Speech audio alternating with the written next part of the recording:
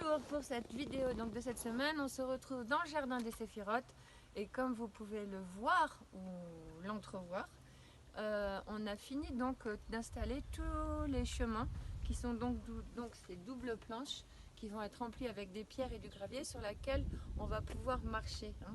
Un petit peu comme un labyrinthe initiatique dans lequel on va bénéficier de toutes les ondes de forme et de tout ce végétal qui va être en fait le révélateur de cette architecture. Là, on pourrait dire vraiment que c'est le squelette, hein, c'est vraiment, on peut le vivre hein, comme ça et le ressentir comme ça, vraiment cette espèce de squelette qui est posé et qui est un peu en attente, j'ai envie de dire quand même, de ce végétal qui va être là. Donc on revoit les choses, hein, donc on a les 10 points clés, avec donc 10 fruitiers qui vont être des fruitiers de plein vent, qui vont marquer ces 10 points de l'arbre des Séphirotes qui est ce jardin.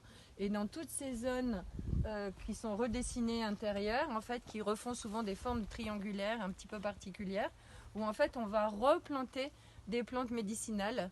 Et donc en fait tout cet arbre des Séphirotes va être réactivé par le côté végétal, puisqu'il va être enraciné comme tout arbre, comme tout végétaux, et à capter les forces, on va dire, célestes et telluriques, et rediffuser dans ce champ tout à fait particulier d'installation, on va dire, d'ondes de forme qui sont opérantes et donc opératives.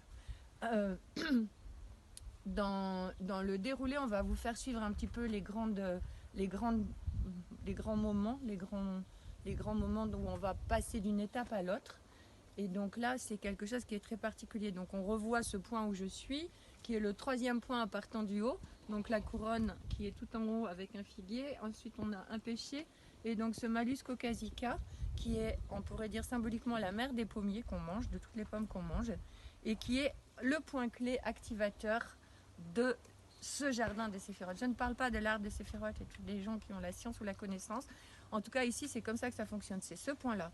Et symboliquement, le pommier, on sait à quoi il est attribué dans le côté christique ou chrétien, au niveau religieux, sur cette dualité entre masculin et féminin. Et c'est le saut quantique qu'on est en train de faire, c'est-à-dire de passer à maintenant dans cette non-dualité et de cet univers qui est, on va dire, en expansion permanente, et nous, on est resté un peu comprimés.